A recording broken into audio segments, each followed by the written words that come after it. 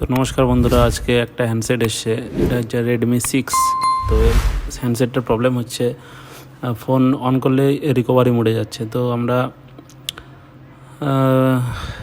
ফোনটা যেহেতু আমরা সফটওয়্যার করতে গেলাম, সফটওয়্যার হলো না, এবং মাইক্রনের এমএমসি আছে। তো এমএমসির ফল্ট, এটা এমএমসির থেকে এই সমস্যাগুলো হয়।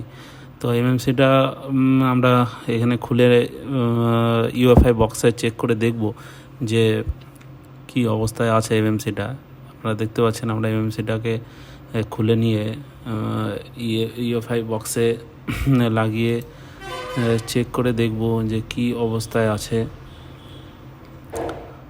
আপনাদের একটা কথা বলার আছে বন্ধুরা, আপনারা যদি এই সমস্ত ফোনগুলো আমাদের কাছে রিপেয়ার করাতে চান, তো আপনারা আমাদের হোয়াটসঅ্যাপ নাম্বারে যোগাযোগ করতে পারেন এবং আমাদের সাথে যোগাযোগ করে কুরিয়ারও করতে পারেন। যে কোনো ফোন আমরা খুব যত্ন সহকারে এখানে রিপেয়ার করা হয়।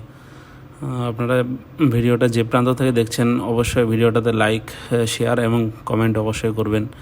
তো আপনারা দেখতে পাচ্ছেন এখানে আমরা এমএমসিটাকে রিভলভ করে চেক করে দেখব যে কি কন্ডিশন আছে ফোনটার, এই এমএমসিটার।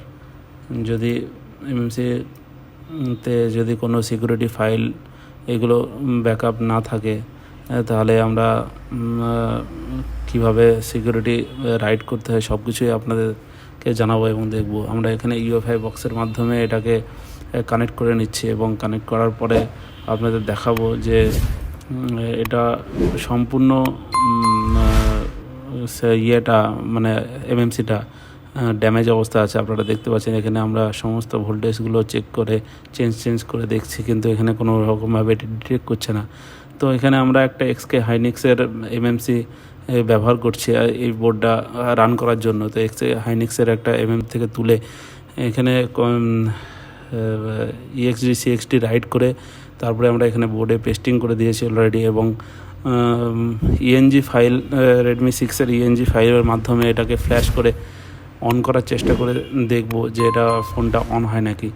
তো এখানে আপনারা দেখতে পাচ্ছেন আমরা ENG ফ্ল্যাশে মানে EMD টুলের মাধ্যমে এখানে ENG ফ্ল্যাশ ফাইল যেটা আছে রেডমি 6-এর কিংবা 6 দুটো ফ্ল্যাশ ফাইল একই। তো এখানে আমরা ফ্ল্যাশ ফাইলটা রাইট করে ফোনটা অন করে দেখছি যে কমপ্লিটলি ফোনটা অন হয়ে গেছে এবং কোনো সিকিউরিটি ডাটা ফাটা কিছু নেই। তো আমরা এখানে সিকিউরিটি রাইট করার পরে এখানে বোর্ড আইড রেজিস্টারটাকে রিমুভ করব। রিমুভ না করলে আপনাদের কাছে একটা এরর মেসেজ আসতে পারে, এনভিডিয়া করাপ্টেডের। তো এটা বোর্ড আইডি রেজিস্টারটা রিমুভ করবেন এবং তারপরে কাজটা কিন্তু সাকসেসফুল হবে। আপনারা বোর্ড আইডি রেজিস্টার যদি রিমুভ না করেন তাহলে কাজটা কিন্তু সাকসেসফুল হবে না। তো এখানে আপনারা দেখতে পাচ্ছেন ফোনটা আমরা সিকিউরিটি রাইট করে কমপ্লিটলি গ্লোবাল ফাইলে ফ্ল্যাশ করে এখানে আপনারা দেখতে পাচ্ছেন টোটালি কমপ্লিটলি ডান হয়ে গেছে।